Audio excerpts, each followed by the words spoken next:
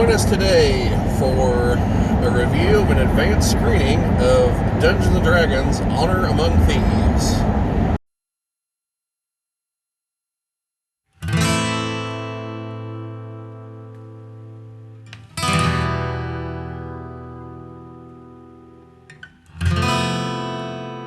Welcome back to those of you who've been here before. Welcome to those of you who are new to the channel.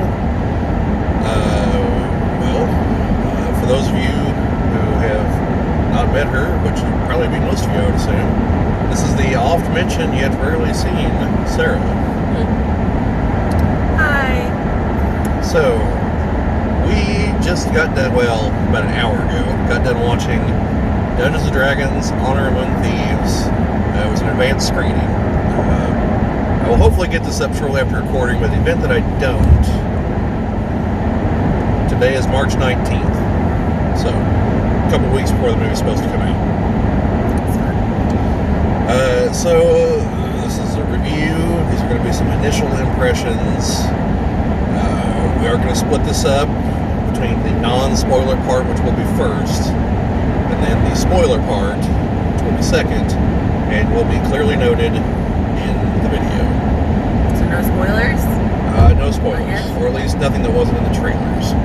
So. Well, I saw like one trailer. Okay, well. All right. So, overall, I did think it was a good movie.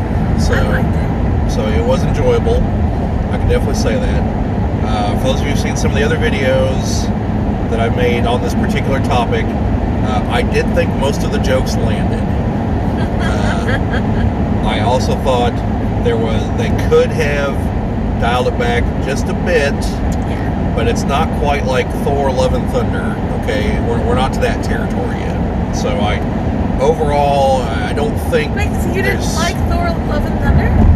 I thought Thor: Love and Thunder was okay. I did a review on it, but have you seen the Batman movies from the 80s and 90s? The four of them.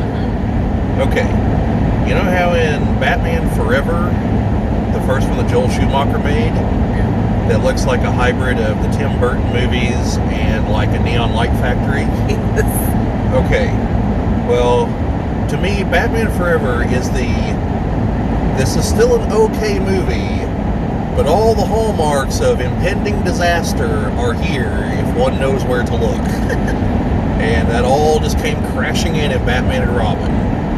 That's what Thor: Love and Thunder is to me. It's this is still okay, but we've clearly gone in a slightly different direction, and I don't think it's going to work out if we keep going that way. I think... And to other people, it's, no, we've gone too far that way already. I guess. This, for me, I love the slapstick comedy because it is very reminiscent sometimes of how we play with each other, because the groups of people you play with, you have kind of those little inside jokes. So just to be clear, you are meaning Dungeons & Dragons Thor: Love and Thunder? Yes. Okay. Yes. So I think for this movie, it kind of harkens back to that, and that's kind of what they're getting at. I think that's what they were getting at. My big concern is that the vast majority of the audience doesn't play Dungeons & Dragons. So they won't know that. Okay, because there's just not that many, all things considered. I mean, sure, you can say 1 million people play the game, or 2 million, or 5 million, but But people play games, and even if you've played Monopoly, you've snarkily said something to somebody about them them buying something you wanted, or I think you can relate to that. Yes, but here's my counterpoint. One, if there's ever a movie for Monopoly,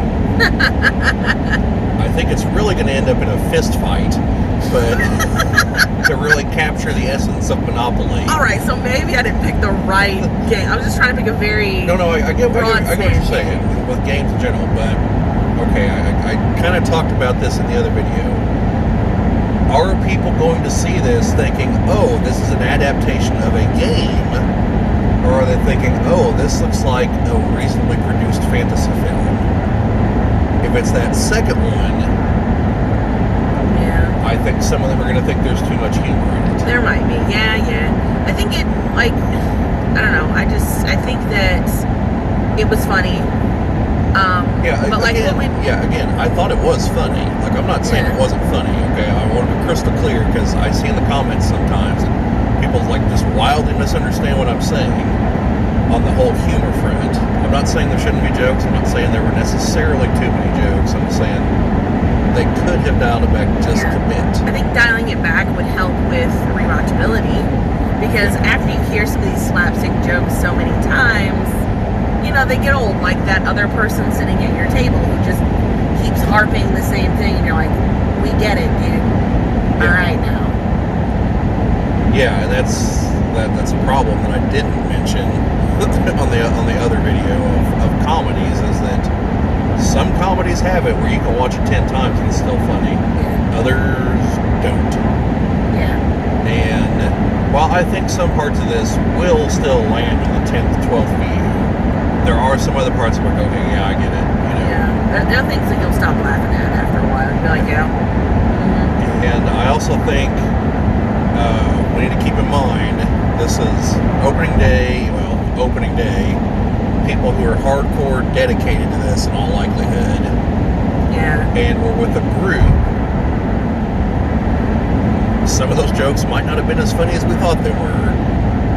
And we just got carried away with the group laughter, like, oh yeah, that's kind of funny. Whereas, you know, like watching it alone, you're like, this really isn't all that funny. I'm not saying that's going to be a thing. I'm just saying that's always one thing to keep in mind with comedies. Yeah, there were a few things. Because I've definitely noticed that with some I've watched before. Like I watch them later on, I'm like, why did I ever think this was funny? Well, like, you know, going to the movies is a social experience. Oh, totally agree. So I think that changes things up, and I think you should experience, especially things you love, in that forum. In that social forum with other people that are, you know, enjoying it and just as happy to be there as you are. Yeah. So yeah, I enjoyed myself greatly. A couple of times I jumped into your lap. I was a little like, taken back. Luckily, no popcorn was spilled this time. Yeah, no, we don't popcorn from the movie start. We might like popcorn. It's a thing. Well, we also got there ahead of time, so. Yeah, we did. We got there. But. So for those of you who know me personally, yes, I in fact can be early to things. That's all me. That is not him. That's all me. I was ready to go early. Anyway. Well, I said, hey, let's go ahead and enter the theater. Okay. So anyway, the action pieces, such as they were, all looked fine. I will say, and this isn't really a spoiler, like, the plots are essentially just the insanity that you would expect player characters to come up with. Yeah. Or at least what I'm led to believe they do from stories. Yeah, I can never get my people to come up with cool shit like that, Yeah. but okay. So, moving on.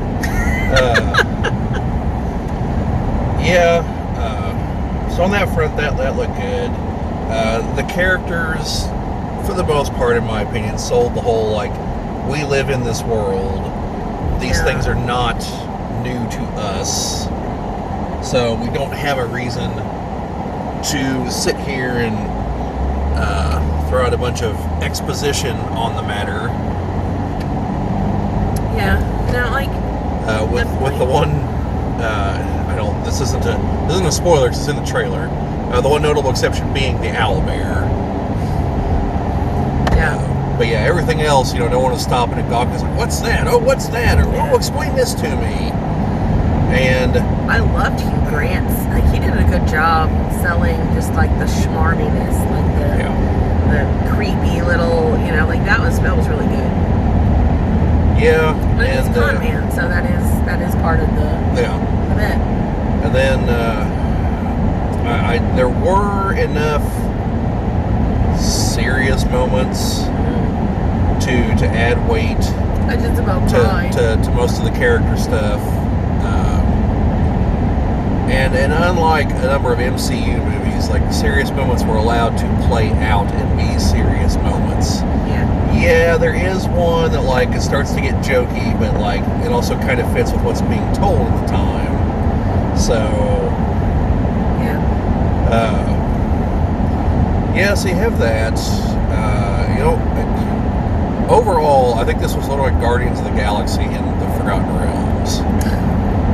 I mean, we stole the wrong thing. The wrong people got it. Now we got to get it back. We worked for the wrong people. And yeah, I mean, there's an assortment of personal reasons to do some of these things. Yeah. I do love they keep harkening back to, making sure you know your backstory and knowing what's going on. That was a good D&D back reference that I liked. Yeah. Let's see. The landscape all looked fantastic. Oh yeah. Wherever they shot this in these sort of locations were great. Yeah.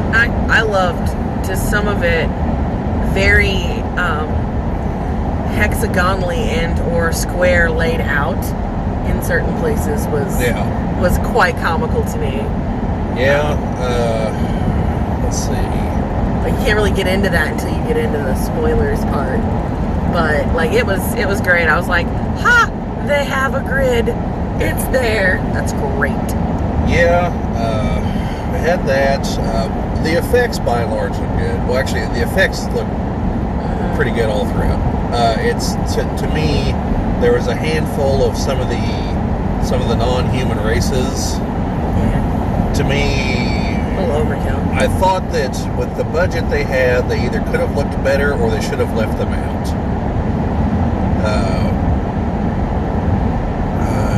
What did I mention? There's a tabaxi at one point. Yeah. That personally I thought looked a little, looked like Sci-Fi Channel level stuff. Yeah. That was a little rough. Like the fur wasn't laying right. Yeah, and then there was something was off about the Aarakocra, but I couldn't place it. Like in flight looked okay. Yeah. It was when it was standing there interacting. Just to me, something looked off. I didn't notice that part. And then I think there was just the one dwarf in the entire movie. It's the only one I saw. And it was like the dwarfiest Because there was dwarf. like halflings all over the place, but not dwarves. Yeah, there was a few halflings, but it was definitely like the dwarfiest dwarf you're ever going to see. like it's like someone watched The Hobbit and was like, let's take this times 2 and turn this to 11. And like, that's what we're going with. Yeah. And it's just kind of like, really? Like, come on. But I mean, it wasn't.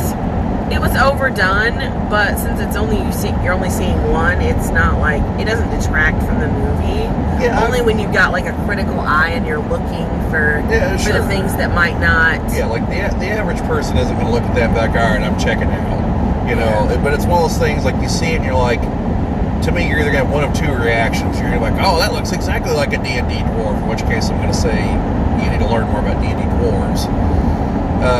But the other reaction is basically what I'm saying, which is really, like, that's where we're going now, okay. Yeah, I mean, it reminded me more of like an animated version of how you animate a dwarf for like the Lord of the Rings, Hobbit stuff, and harkens back to the older stuff. And again, just to be crystal clear, that's not maybe like, oh, you shouldn't go watch the movie just because of this. No. It's a minor nitpick. It is what it is. And you didn't like the initial character from the first couple scenes, like the hobgoblin. Is that what you didn't like? Yeah, well, that's part of the problem is I'm guessing it was a hobgoblin. Mm-hmm. Who knows? Maybe it was an orc. I was getting like orc vibes. Like I really felt with the lead up and how the other characters interacted with it. I felt like it was definitely an orc. Yeah, I mean, could have been. Would have been nice to know. Yeah.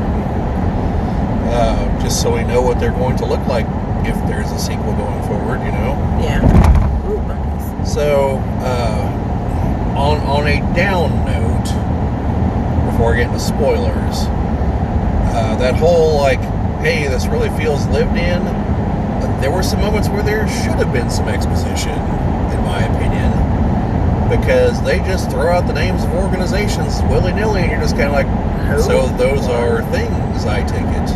Yeah. And like, I don't know. I've seen people online. This is in discussions of the movie when it was still in the hypothetical phase. Who would always be like, no, you can't stop and talk about things that aren't important to the plot. And I'm like, the hell you can't. Have you ever seen Star Wars? Well, Like in A New Hope, George Lucas lays out all kinds of things that have nothing to do with A New Hope. There's talk of the Clone Wars. There's random racism towards droids. I also think the thing they're trying to do, like D&D, like you can always do some intelligence. You can always ask questions about things, and they could have used that angle to explain themselves a little more. Because like there were things. I mean, first of all, I listen to you talk about D&D a lot, and then I also run a smaller group I DM for. So I know a lot of this is, but there were some things I was just like, what's that? I don't know. So yeah, I think they definitely could have explained a few things more that would have helped even like your mid-range, hobbyist who is into role playing. And it's not like they need to like stop the movie, pull up a table, and have a 10-minute conversation about these things. But okay. I almost think to get into more of that, you need spoilers. We're probably gonna have to. I was like, because I would feel like you need to start going in. Yeah. Okay. So character positions. So that's about as far as I think we can probably go without spoilers. So just before I cut off to the spoilers, for those of you who don't want to hear them, I do think the movie's worth going to see. Excuse me. I do think the movie is worth going to see.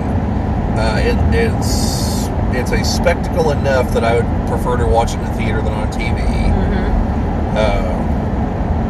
While like I said, the scenery is like when they're walking through the scenery and they're going to different. I mean, like some of the set piece for the big thing in the Underdark, that's pretty spectacular on the screen. Mm-hmm. It is. And some of the shots of Neverwinter as well. And so, like I said, I definitely say it's worth watching. If I were to rate it on a scale of 1 to 10, I'd probably go about a 7.5.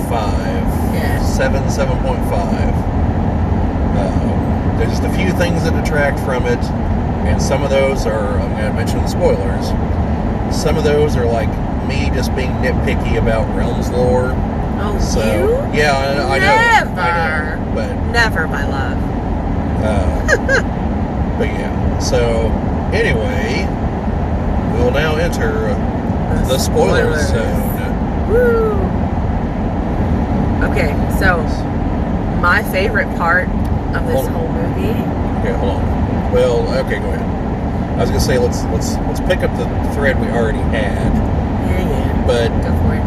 Okay, so the main guy, Chris Pine's character, he's a former member of the Harpers. They only barely even explain what the hell the Harpers are. But it kind of explains a little bit of it along the way. Yeah, I mean you piece together enough that okay, these are the general good but guys. Like, if I didn't have any pre-knowledge to what this would have been, like, I'd have been lost for a lot of that first bit. Yeah, so explaining the Harpers like a little bit better would have helped. Mm-hmm. And they had the perfect time to do it because they were explaining how he got in this situation. Yes. Like, the forum was already there, they just didn't utilize it as well as they could have. Right. Which may or may not have opened up them also explaining who the Zentarum are. Yes. Since they're their primary opponents. Yes.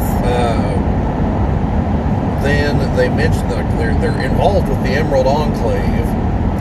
Never. Who are people that live in the woods, I guess. Yeah, that's all you get with it at all. And like, don't even really... Yeah, like there's no explanation for what they are. They're just there.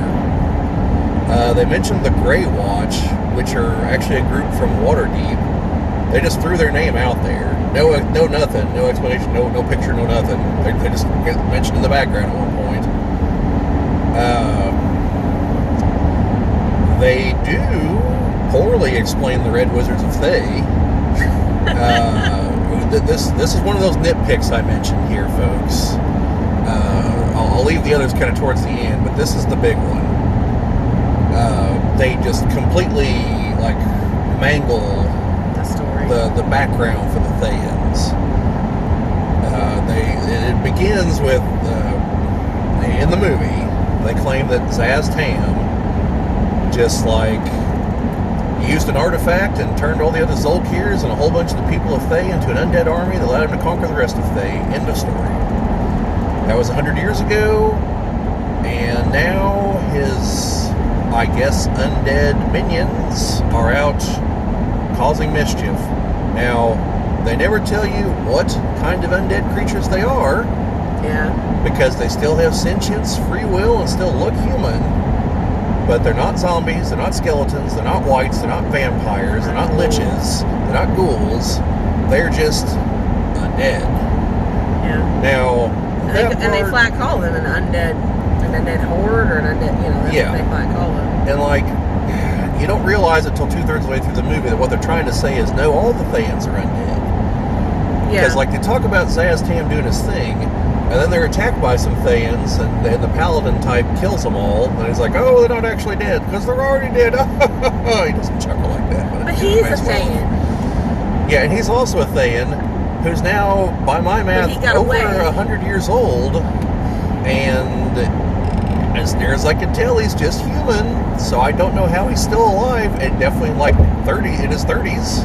Note, this is the guy from Bridgerton. I can't remember what his name is, but he looks pretty Sean good as a paladin. Something. I'll take it. It was good. Like, yeah. Yeah, no complaints about the character.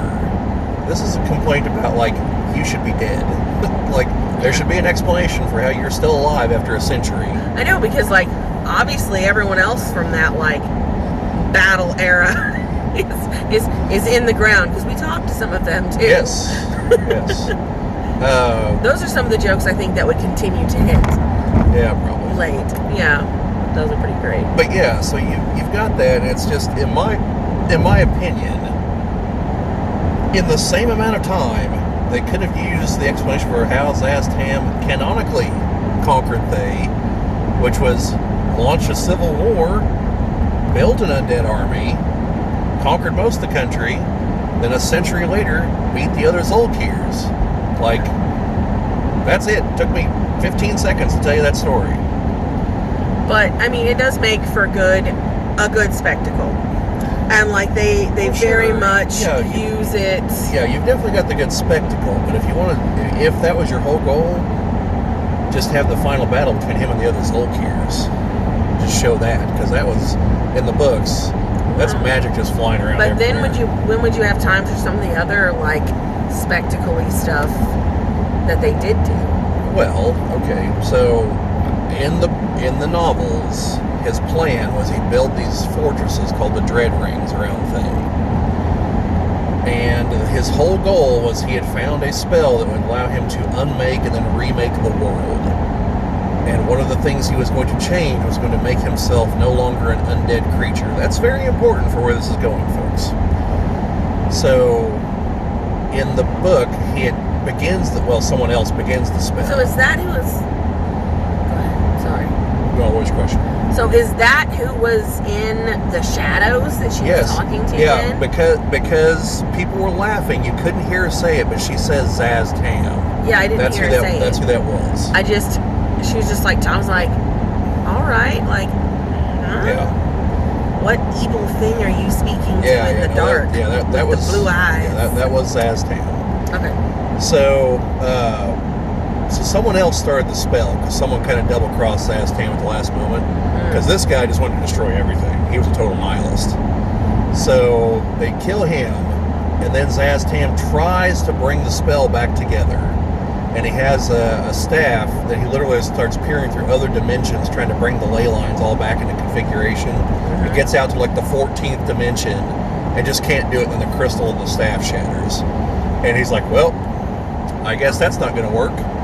And so the other Zolkirs came and helped kill the guy who was doing it in the first place. And Zaz Tam is basically like, you know, guys, it's been a long day. let's just call it square, shall we? And they're like, no. He's like, you may want to consider your next words very carefully. Still powerful. There's 5 of you and 1 of me. You're outnumbered. You should have brought more people. And he then proceeds to wipe them out. Yeah. So that's how it went in the books. And then his next plot was to start beginning to build the Dread Rings around Neverwinter, because Faye was ruined by doing that. He cannot recreate the spell there. It's done. So he has to do it someplace else. I mean, So to build the Dread Rings, they have to consecrate the ground with all kinds of undead energy. So had they just gone with that as the plot, it would have been very similar. Yeah, it would have added like 35 minutes to the movie. I don't know. I think you could have done it with 10 minutes maybe, tops. 10 minutes there. But I mean, if you're going to get that in the weeds with it, then there are other things, that you have to do. I don't know. Maybe. You could be right. I'm not always right. I know that. So, anyway, that's why I really feel like this is what they went for with the plot. Because they're like, well, this plot kind of already exists in the books. Yeah. Let's just tweak it a bit. Yeah, no, I thought it, not having a lot of that backstory and I knew that this wasn't right, but I was not, like, I can't read something and remember it forever like someone. So, I was just like, this isn't how I remember things, but it is not, like, I couldn't tell you what was wrong. But it worked for the movie, and they made it work well, and it looked great, and it made it flow very well. They redeemed themselves with it, I feel like. To Sarah's point, this is a nitpick for me as an adaptation, not as the movie, as a presentation. Yeah. Okay? What's presented to you in the movie works just fine. It's just not accurate to certain things. And some of these are just minor nitpicks. And the only reason I bring them up is because, A, I know other people will. They're the same people that are like, oh, druids can't shapeshift into owlbears. Now, me, personally, I don't give a shit at all about that. And, it's because they can't do into monsters, right? They only go into beasts. Yeah, it's not a beast, is the reason, essentially. Yeah. So, me, I don't care about that. That's rule of cool, and as long as you don't go too far outside the lines, you don't want your first level wizard casting wish or something like that. But as long as you don't do that, sorry folks, I'm driving up an incline, the phone's gonna fall over.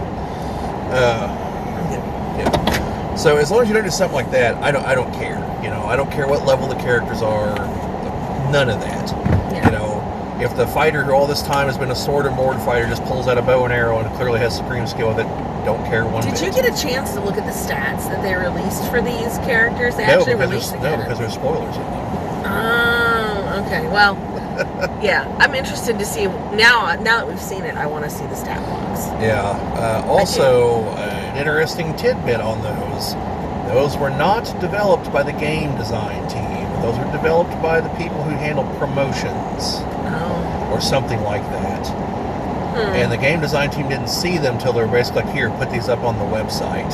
Ah. So I think it'll still be interesting. Yeah. It'll be a top point, though. It'll be something to be like, there's information that's missing on them, I know that. Oh, yeah. Like the races of the characters. And I think their classes. Huh. Even though it's really easy to figure out what they all are. I want to see what all their intelligence scores are for the scene in... Presumably an 8. I want to see what they are, because, the little, what are they called? The little brain creatures. Oh, the intellect devourers? Yeah, that was funny. Yeah, so there is a moment where they go, sequence, where they go into the Underdark, and there are intellect devourers. So I add that to the list of creatures from D&D that you can see in the movie, which implies that city they were looking at was probably an Illithid city. Because they hang around the Illithids. Yeah. It could have been a Drow city, but it's probably an Illithid city. They don't go close enough to it. Yeah, they don't go into it. I was expecting to say something about it, but they just kind of that's not where we're going. But seeing it Like, that was a very cool scene. Let's see. Well, the paladin. There's something with the paladin that definitely is a thing from the game. The paladin is very clearly a much higher level NPC. Yeah. That just kind of joins the party for a while. Like, then it's I like, helped you. Now then it's go. like, now it is up to you to save the world. They're like, but you're a lot better at all this than we are. Why don't you do it? I cannot. It just walks off. Straight. Yeah, In a line. absolutely straight line. Like, oh, he's coming up to a rock. Is he going to go right, left? No, he just walks over it. And you're like, of course. And, like, it was quite funny. And, like, I don't know, I really liked the whole sequence in the Underdark.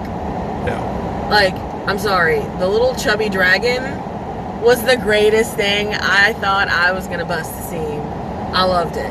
Yeah. For those of you who are wondering from the trailer, yes, the dragon is quite corpulent.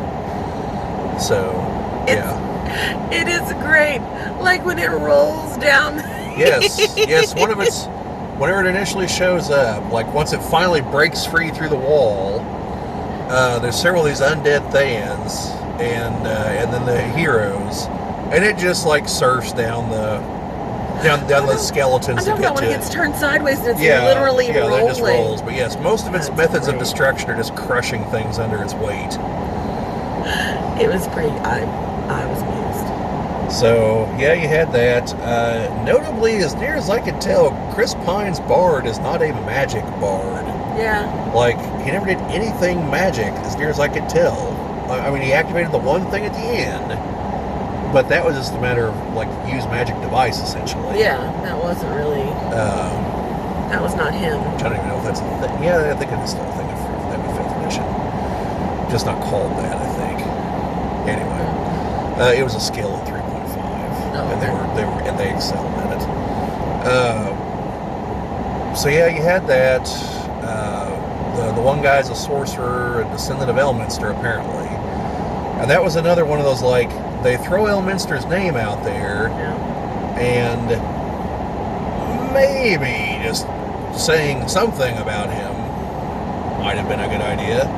You didn't have to give his life story, but, the whole, like, well, he is the 2,000-year-old chosen of the goddess of magic. Like, even just that. Yeah, it would have helped understand why they kept getting, no, you can do this. Yeah. And he's like, nah. It's like, no, you can. Yeah. So, there's that. The druid is Oh, it's the tiefling thing. It's a tiefling, yeah. So the druid's a tiefling. And, like, her backstory's like, oh, I was born to human parents. And it's kind of like, yeah, that's kind of how it works.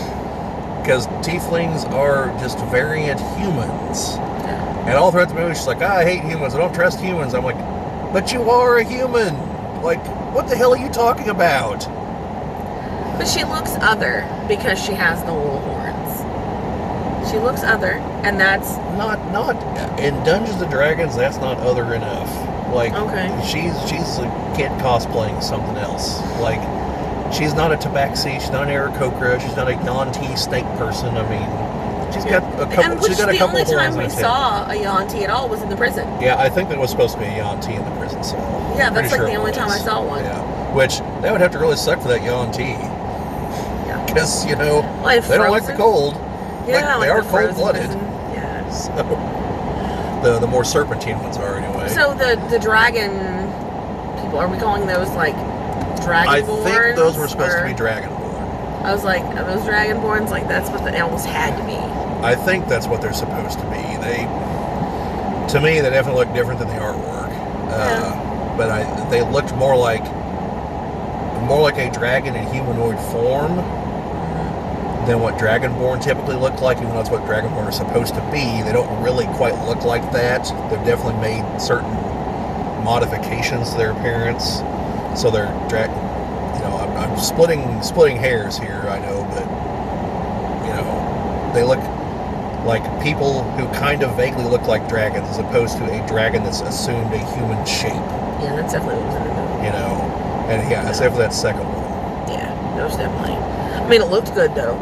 Yeah, The way they had it put together. Yeah, I thought good. the two of them looked all right. It was just the two of them, right? Yeah, I just remember seeing two. Then Yeah. Oh, the whole deal with the portal thing was pretty good. the halfling's walking stick that turns out to be the magic item.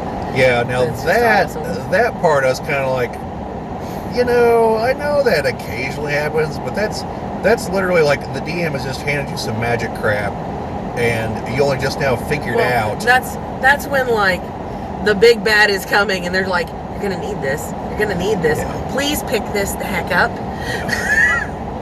So that was, for people who aren't ready for things like that, they're gonna be like, for real.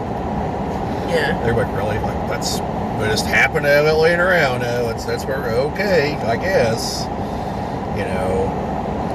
So you got that. But I mean, you also have it. It came from what essentially is the barbarian, the fighter. So I mean, she's not particularly perceptive of what is a magic item and what isn't. It's pretty. It would fit for my husband here. Halfling walk with this. I guess. I get what you're saying. I just, like there's got to be a story there. Well, I think they're definitely opening it up to where they could make a story about her. No, And her next story love. is the next short guy she was falling for there. She's biting her lip at it, eyeballing She it. definitely has a type, Yeah. and it's half pint. But yeah, I don't know. Spoiler-wise, I'm trying to think if there's really anything else. Oh, the one other thing I think would have been a little bit helpful, because over the opening they start to have a map of the realms. Yeah. But it really only shows like a chunk of the upper, like near the spine of the world and 10 towns. It comes down a little bit, but then it's going like into the heartlands and not the Sword Coast, which is where the rest of the movie takes place. But then it zooms out and you can't really make anything out. But I think they were trying to get to where they were at in the prison. I feel like that's where they were trying to move to. Yeah, well, I think didn't that come up after the prison though? I thought it did. Like once they escaped and then the title sequence. Obviously, I thought that's how it worked, but I could be wrong. The way through it. But my point is, whenever they were talking about, okay, well now we've got to hook back up with Hugh Grant's character. What should we do? And he was like, well, let's go to Baldur's Gate and work our way up. And I was like, I think I know why they didn't put the map there, because then you would have seen that was a dumb idea, because they were in the north. You should start at Neverwinter and go south. Yeah. Like, because we established that they were in 10 towns in the north. So if you know the geography, you're like, that's the southern part of the Sword Coast. It's a terrible plan.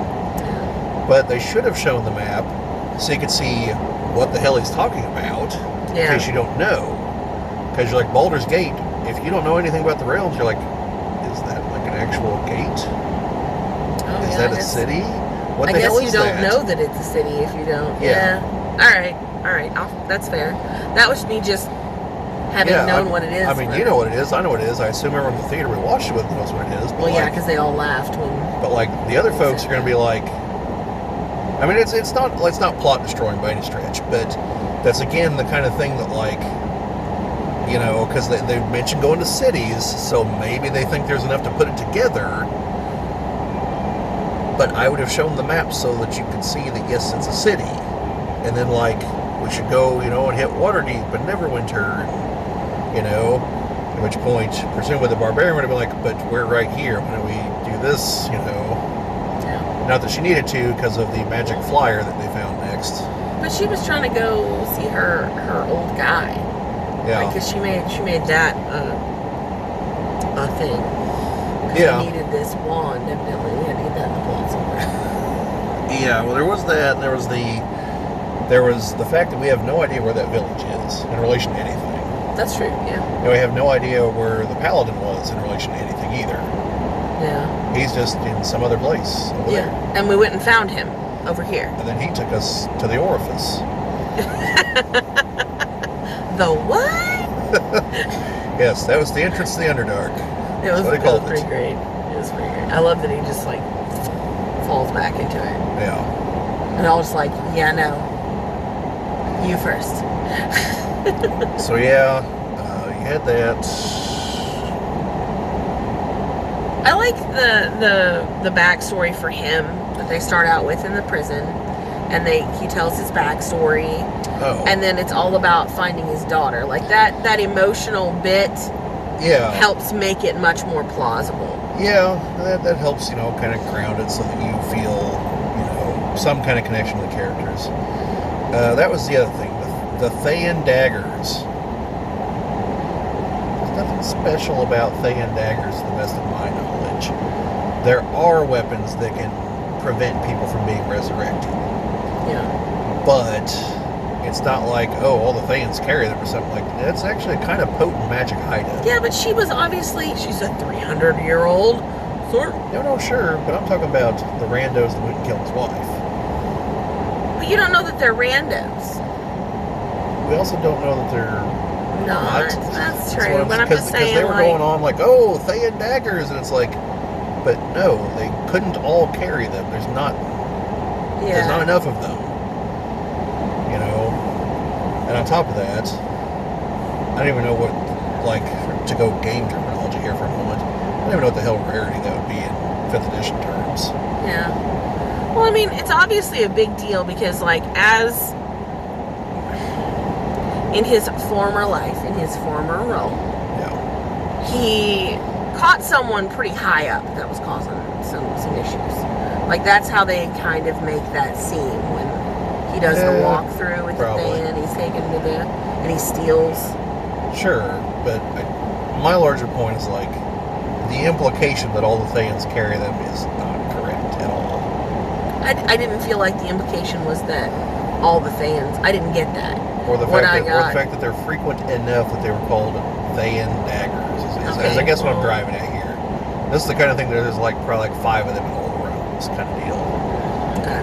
Not this would be like trying to imply that there's an army of people all wielding Excalibur. There's not that many of them. Okay. Is my take from the one novel where one of them appeared.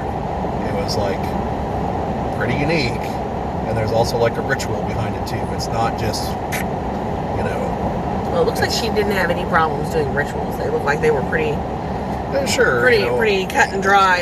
Just cut it. Sure. Fine. I will give them credit that they showed exactly how a fight between a 5th edition party and one single monster goes every single time, and why you should have minions, because it's literally just the 4 of them jump on them and start doing everything they possibly can to wear down their hit points. Yeah. While they can't do a whole lot to stop it. Yeah, they're just like So accuracy points on that one. Well, I think and they did very well with showing the little flares and things and being true to the character to do those. Yeah. Once you saw an established character style, they carried it through really well. Yeah. Which is cute. Well, I did like that they were let's work the attunement mechanic into this. Yeah. I don't know. I love. I mean, not really, but yeah, sarcasm, huh? Yes, a little bit. I did enjoy the what's the festival called? They were having the games. High Sunday. Yeah, the games where they were the labyrinth comes up and that was super. I loved the use of the mimic coming up. Yeah, the mimic and the displacer beast. Yeah, I loved those. Those were really well. I like them. Which also, spoilers, the mimic and displacer beast. Also, the original characters from the Dungeons and Dragons cartoon are one of the other teams in the maze there. Yeah. So the mimic going in. Did you catch when the mimic came into the city? It was the thing on the cart. Right? It was. It was one of the muscles on the cart. Yeah. Yeah. I was like, ha. I felt proud of myself for seeing something. I was happy. God, there was something else. You said something just now and it clicked, but now it's gone.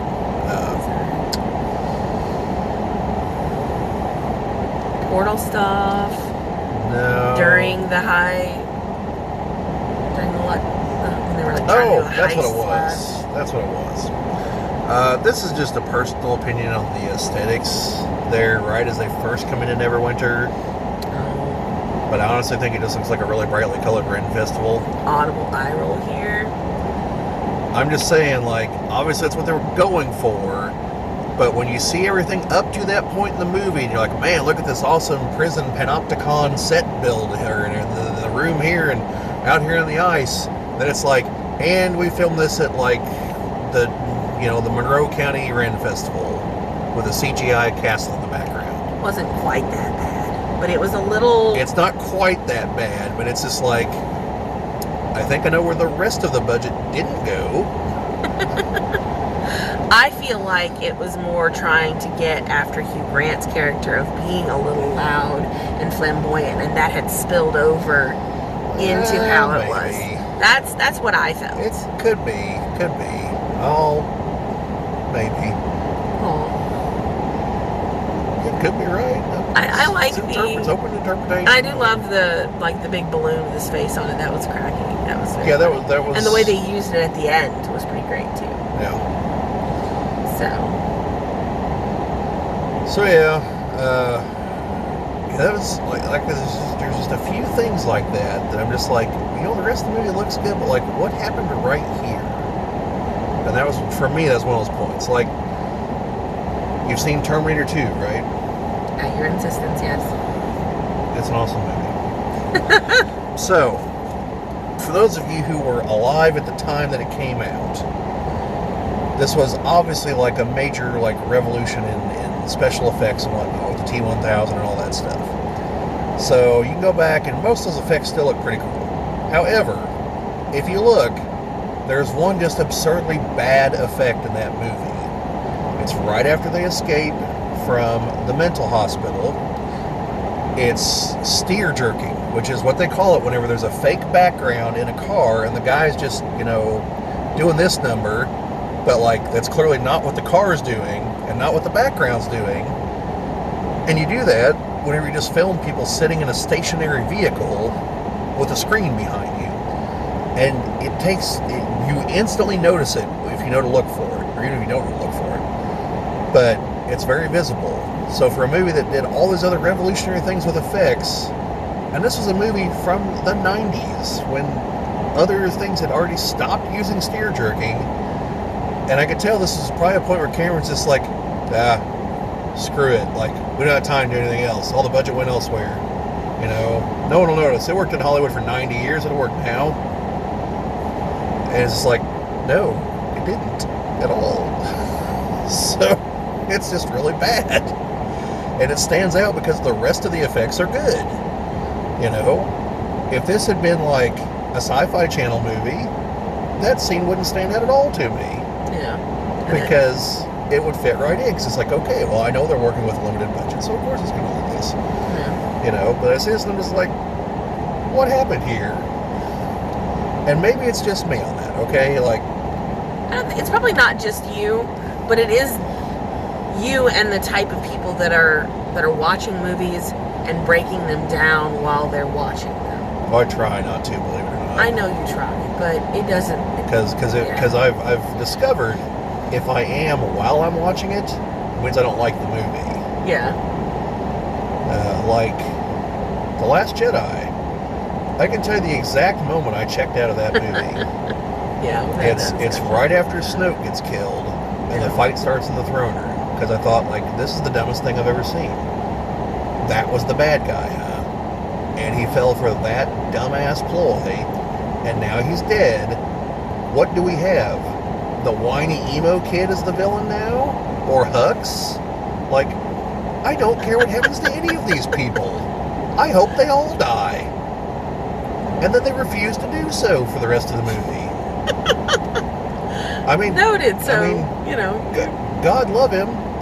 John Boyega's character tried. Yeah, he did. But then Rose stopped him. Being about as useful as a potato. Back to the D&D movie. Yeah. At any rate. Yeah, but I think that it just speaks to the kind of movie watcher you are. I am definitely one of those. I could give a shit less about canon. I don't really care. I want to be, did you suck me in? Did you keep me there? And was I entertained? And I know you have I know, because we have discussions about it a lot. Canon's important. I know. I know. Like I've read my homework list, and there are times when it's a problem. I'm speaking of the list of movies that I must watch to have discussions about that I may or may not do a lot of. But yeah, so like it's the type of movie watcher you are. Like for me, I thoroughly enjoyed the experience. I got sucked in enough to have a couple jump scares, very into the laughter that was going on. Wasn't ready to leave when it was over. Was like, oh no, I kind of want more. If I may, on that front, just to be clear, since we're here in the spoiler section, there's a scene about a third of the way through the credits. There's nothing at the end of the credits. There's no point staying around. But like when it initially starts going to credits, it does have this really cool artsy, like Renaissance book feel. That kind of like recaps the movie. Yeah, it's super. I loved that. Like, I want to watch that and break it down itself a little bit more and just watch that by itself. Yeah, that was good. And just so I don't sound like a complete negative Nancy here, which I hope I haven't. I will say one point to the movie's credit, it did not use any modern music at any point in the movie. Why do you hate that so much? I love it. Because it doesn't fit. It's music from the real world, from like... It takes you straight back. From like the 70s to the... Because they only use... On the one hand, they do only use good music when they do that typically. Not, trash from the 2000s. Like 70s, 80s, 90s rock. Kind of, good music. That's a whole new argument. Anyway. There's no argument there. Stuff after the millennium's generally trash. That's the way it works. When you're about 5 years older, like there'll be a separation real quick of like, this is good music versus what's this crap on the radio. Just trust me, it's going to happen. This is the voice of experience here. I always thought I was open-minded and whatnot on music. No, whenever Gabe tried to get me to listen to dubstep, because I like electronic music. Yeah.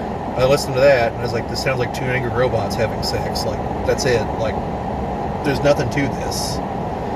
Anyway. And which got the wait for the drop. I was like, I'm waiting.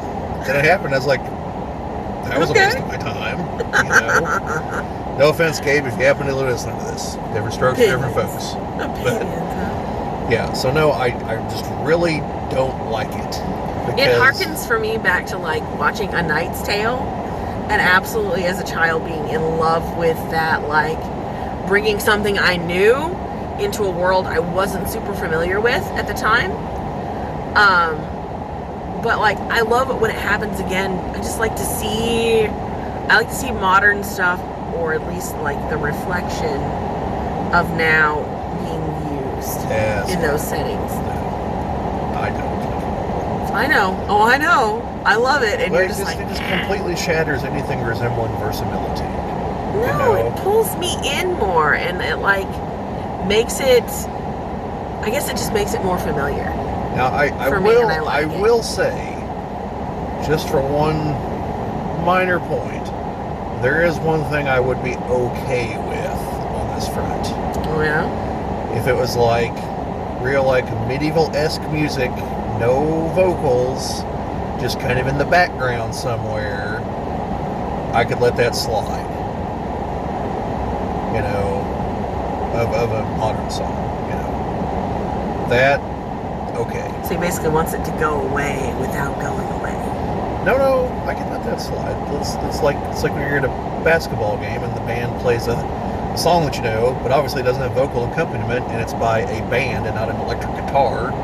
It's like, okay, welcome to the jungle. I'm like, a high school band. Okay, that's fine. We will disagree on this topic. It is just where it's going to have to lay. Anyway.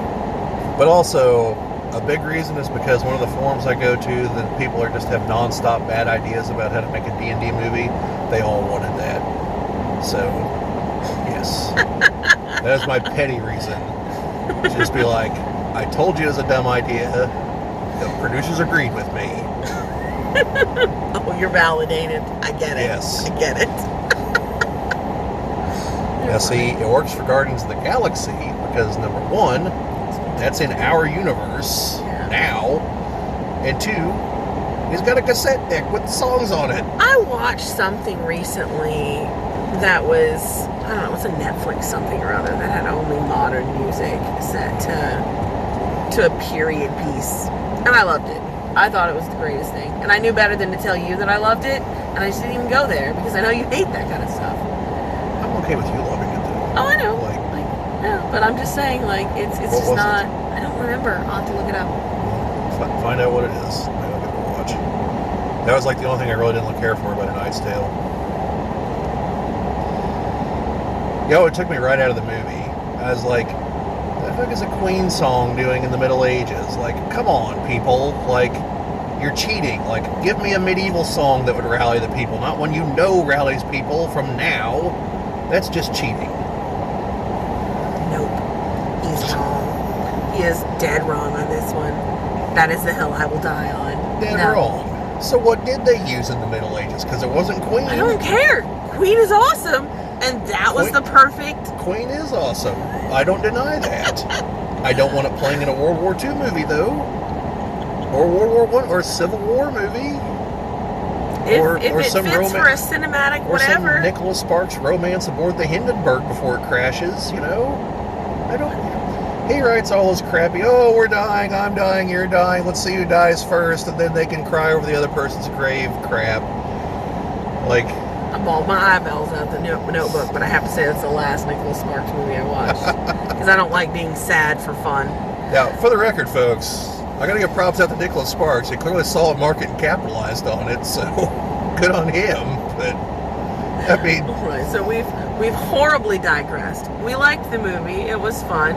There were some issues. We can keep digressing if we want to. We can digress in the house. We could. We've been home for a while now. So yes, despite the assorted things I have said, like I did say before we got into spoilers. It's a 7.5, you know. It's a solid movie. I have another video that I have filmed and haven't put up yet that I might skip and just tell you what it said right now, especially now that I've seen the movie, very briefly. So, one of the other videos, which at some point in all this has been linked up here, unless you're watching it on your TV, in which case it's not linked anywhere, because I can't link it anywhere, so good luck. Look through our videos, go to our page, you know, like, subscribe, share, all that stuff, while you're there. So, or not, it's up to you, it's a free country, depending on where you are.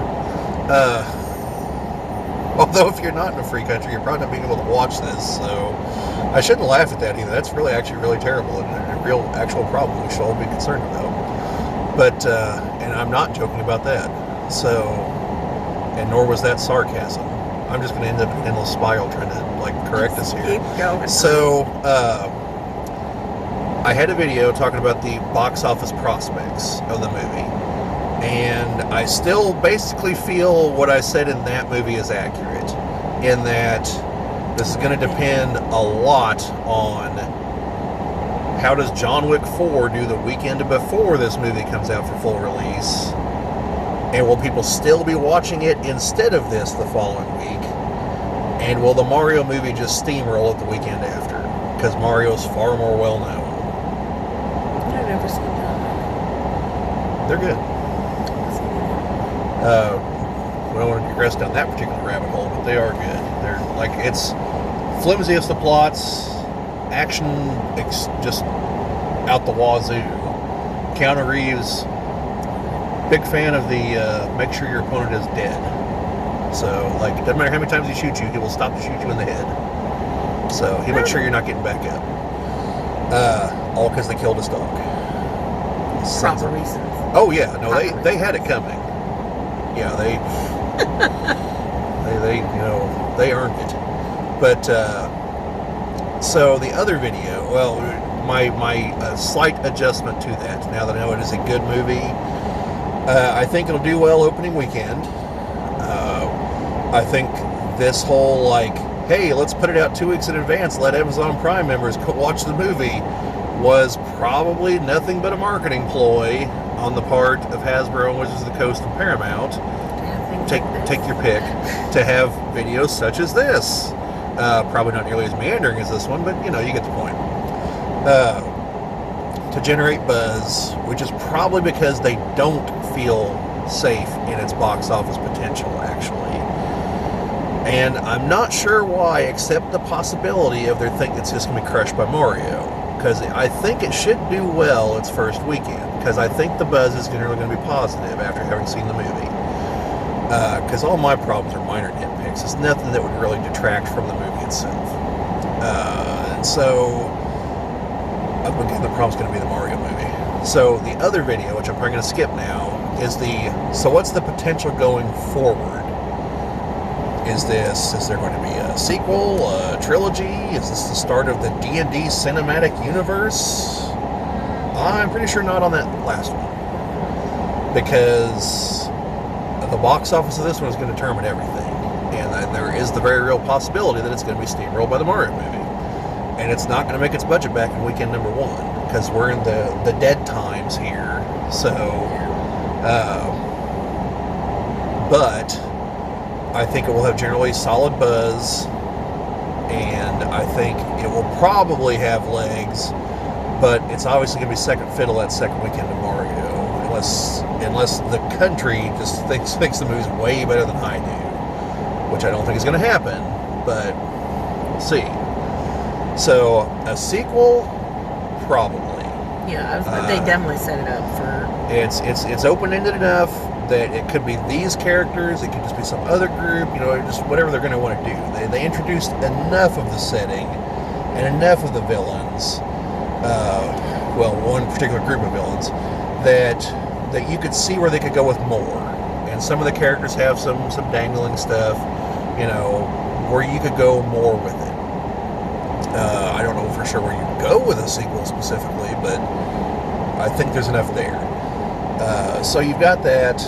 It could it wind up as a trilogy? That could be a possibility. If in the second one, if they go the Pirates of the Caribbean route, or in the second one they introduce the thing that's going to carry them on all the way through the third one, Yeah. I think Kira has a lot of potential. Which one? The daughter's name is Kira. Kira. Okay. You've got her. You've got obviously Chris Pine and Michelle Rodriguez's characters might end up a little bit closer together, although she was really eyeing that short guy. You could definitely go through the tiefling too. You could get through her more into how they do things, because she's hooking up with the sorcerer now. Yeah, you've got her. You've got the sorcerer kind of, now that he's kind of found his way. Maybe he's worried about living up to the legacy. Maybe we do introduce Elminster. We have the Underdark now. Maybe the Paladin shows back up as hey, I know I'm still way better than you guys, but I need a posse, Underdark, or whatever. Yeah. We could have a threat from the Underdark. I need you to go get this for me, because I'm doing this other thing. Yeah, we could have a threat from the Underdark. We could have Chris Pine be okay, fine, I'm back with the Harpers, but you guys are actually going to pay me this time. Yeah. Got a family to feed. Yeah. And so there's ways that go. We have other Red Wizards show up for revenge, We have Hugh Grant's character pop back up. Yeah, well, I don't know. They pretty much, I felt like he was done. The Paladin ended him. No, he's in the prison. He's in the prison. Yeah. Yeah, that's true. He's explaining himself away. That's right. So, see, that didn't even register enough with me that I cared. I was we could finally figure out what the fifth question they're going to ask that one guy was. The poor guy. I feel so bad. We could find out if the spell ultimately allows him to actually get back up and just start wandering around. And then someone's going to ask him directions. Over there. Thank you. That's great. Something. There's options. So yeah, I think a sequel or a trilogy with these characters is possible. I think that's probably where they're going to go with it. Again, assuming success. I don't think the cinematic universe is going to happen unless this one does better than I expect, and then the sequel just takes off like a fighter jet. Yeah. Now, if that happens, then I expect they're just going to go ahead and start working on the Dritz movie right here and now. Because folks, I believe once they know they're going to be able to do it, that's their goal. Because he's the Forgotten Realms character that people recognize. Salvatore's written like 30 New York Times bestsellers or some baloney. Like, that's where they'll go. Because everyone's going to want to see a drow and his panther and his buddies slicing through other drow and orcs and all the other fun villainous things. So yeah. And he'll cross paths with the other characters from the other movie. Mm-hmm. Maybe we'll find out what happened to the characters from the cartoon. Yeah, that would be. They definitely made a run for it. So yeah. So yeah, I expect that's the future of the franchise. I know Paramount said they're going to make a live action series. Really? I think there's 8 episodes planned. So now that I've seen this movie, and I think it will have a solid box office, I think that will actually happen. Because Paramount can announce whatever they want. It's when they actually start spending money that you know it's actually going to happen. And there's not any sign that's actually happened yet. So, you know, Buckaroo Banzai had a sequel announced, and 40 years later, I'm still waiting on it. Not really, but... Actually, minor little side note here, last one for the video, hopefully. The proposed sequel to Buckaroo Banzai was actually seriously reworked by John Carpenter into Big Trouble in Little China. What? Yes. Really? I didn't know that. The Jack Burton character, the fact he's a truck driver, a bunch of stuff like that came from the sequel script for Buckaroo Banzai versus the World Crime League, which was advertised at the very end of the Buckaroo Banzai movie. It was kind of underrated. It's cheesy as hell, but it's entertaining. You're so off topic, babe. I know, but that's irrelevant, because now we're going to go to another real topic of Battletech, where there's a group of mercenaries called Team Banzai, who have black mechs with the backwards bees facing each other, the back-to-back bees, which is the symbol for Buckaroo Banzai. It's supposed to be Buckaroo Banzai in the Battletech universe. Swear to God, folks, look it up on camospecs.com. Under mercenaries, I think. Team Banzai. So on that note, now that I threw Battletech in there so I can put it in the hashtags, that's called marketing, folks. Go enjoy the movie. It was great, and it would be a good movie to just go see with, you know, it's a good group of people, an entertaining or your movie. D&D group. Actually, I didn't see anything that wasn't family friendly in the movie either. It depends on how young your children are and how strict you are on violence and stuff. Yeah, I mean, like, there's maybe the monsters weren't scary monsters. No. Maybe the mimic. Like, that's the kind of thing that, like, I would let maybe a younger kid might be like, oh my God, something just turned into a teeth-filled void. Like, I'm never sleeping or sitting or touching anything ever again. You know, like, children are resilient. Maybe the mimic might be, but the rest of the monsters weren't. No. And the undead aren't even like creepy undead until until Sophia starts to turn into like whatever she was turning into at the end, and maybe a little bit of Zaz-Tam. It's kind of creepy. Yeah. But I mean, other than the violence, which is all bloodless violence, there's really no sexual innuendo that I recall. Maybe there are. Maybe the comment about the orifice, but the kids aren't going to get that. Yeah. I mean, if your kid is watching regular television, they could watch this. Yeah, I mean, I don't know if I take a 5-year-old to it, but like 7, 8 is probably old enough, in my opinion. But I saw the Terminator whenever I was 8, so I have a rather skewed perception on things. Saw Total Recall when I was 9 in a theater, up to and including that woman on Mars. With the extra assets. You know what I'm talking about, folks. If you don't, go watch the movie. Not that crap with Colin Farrell. I mean the one with Schwarzenegger. So anyway, go watch it. Probably okay for your kids. If you're waffling, go watch it yourself first. But I think it's okay for your kids in general. It's a fun movie. A lot of laughs. It's a pretty good movie. You should go watch it. So with that, we always enjoy the likes, subscribe, shares, all that. definitely, if you've somehow stuck around through all this, I want to hear your comments. Even if it's just that I'm too long-winded, or that you appreciate a pretty co-host, like oh, you're cute. however you want to, whatever you want to tell me. And then somewhere down here, sorry, trying not to like get it up there, but somewhere in there is where the thing telling you where our Twitter account is. And that'll be interacting with Brad there, me on the comments, and at some point we're gonna have a Facebook page, hopefully. So probably about the time Mark Zuckerberg like really pisses people off legally, but we'll see. Metaverse is weird. Yeah, about the time the metaverse becomes, metaphysical. So, yeah. Anyway, go watch it. But other than that, Bye. I don't know, if there's some kind of quip about natural criticals or something, or anything to throw in here. Later, y'all. I guess not. So see you guys later.